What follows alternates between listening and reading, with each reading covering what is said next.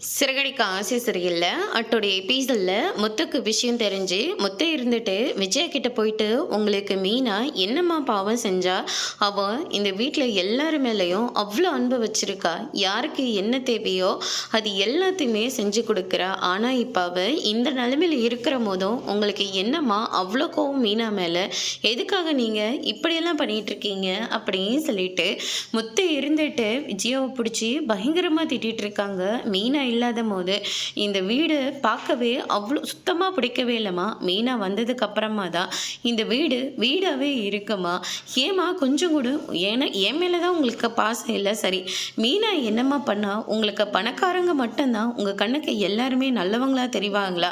மீனா மாதிரி ஆளுங்க என்ன மாதிரி வேலை செய்கிறவங்க யாருமே உங்களுக்கு பிடிக்கவே பிடிக்காதா? அம்மா, நீங்கள் ஒன்றும் உழைச்செல்லாம் முன்னேறலை. ஏதோ உங்கள் அப்பா கொடுத்தாங்க, என் அப்பா சம்பாதிச்சாங்க. இதனால தான் நீங்கள் இப்போ இப்படி ஒரு நிலைமையில் இருக்கீங்க. எங்கள் அப்பா சம்பாதிக்காமலையோ உங்கள் அப்பா சம்பாதிக்காமல் இருந்தாலேயோ நீங்கள் இப்படி ஒரு நிலைமையில் இருந்திருக்க முடியுமா?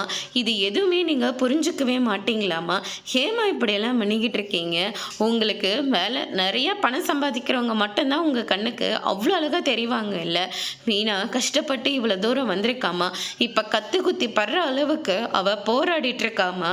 ஏம்மா உங்களுக்கு இவ்வளோ வன்மம் அப்படின்னு சொல்லிட்டு நம்ம முத்து இருந்துட்டு பயங்கரமாக பிடிச்சி திட்டிகிட்டு இருக்காங்க. அண்ணாமலை இருந்துட்டு, "இது வரைக்கும் நீ பண்ண எல்லாத்தையும் நான் பொறுத்துக்கிட்டேன், இதுக்கு மேலும் பொறுத்துக்க மாட்டேன்" அப்படின்ற மாதிரி சொல்லிடுறாங்க.